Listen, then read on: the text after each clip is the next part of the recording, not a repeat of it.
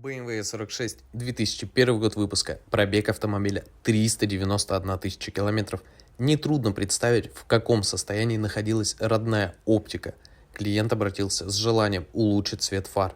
Мы произвели глубокую шлифовку стекол, полировку и, естественно, защитили их полиуретановой пленкой. Помимо этого, мы заменили штатный ксенон на билет-модуле. Свет автомобиля стал в разы лучше. И внешний вид очень сильно преобразился, клиент остался доволен.